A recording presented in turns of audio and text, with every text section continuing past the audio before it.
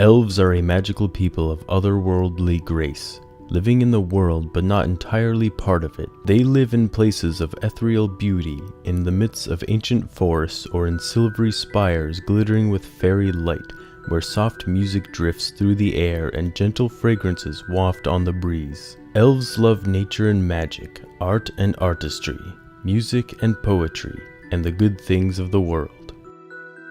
With their unearthly grace and fine features, elves appear hauntingly beautiful to humans and members of many other races. They are slightly shorter than humans on average, ranging from well under 5 feet tall to just over 6 feet. They are more slender than humans, weighing only 100 to 145 pounds. Males and females are about the same height, and males are only marginally heavier than females.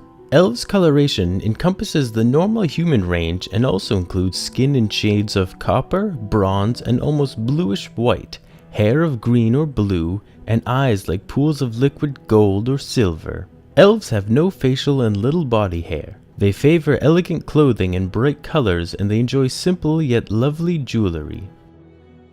Elves can live well over 700 years, giving them a broad perspective on events that might trouble the shorter-lived races more deeply. They are more often amused than excited, and more likely to be curious than greedy. They tend to remain aloof and unfazed by petty happenstance. When pursuing a goal, however, whether adventuring on a mission or learning a new skill or art, elves can be focused and relentless.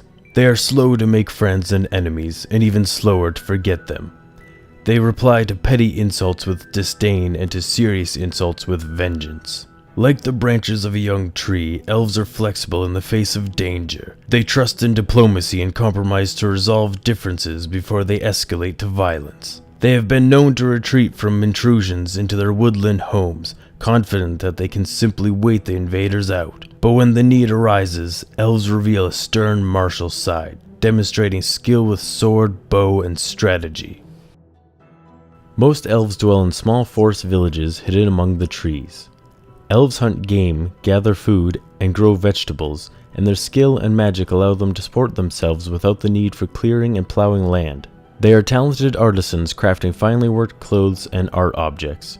Their contact with outsiders is usually limited, though a few elves make a good living by trading crafted items for metals. Elves encountered outside their own lands are commonly traveling minstrels, artists, or sages. Human nobles compete for the services of elf instructors to teach swordplay or magic to their children. Elves take up adventuring out of wanderlust. Since they are so long-lived, they can enjoy centuries of exploration and discovery. They dislike the pace of human society, which is regimented from day to day but constantly changing over decades, so they find careers that let them travel freely and set their own pace.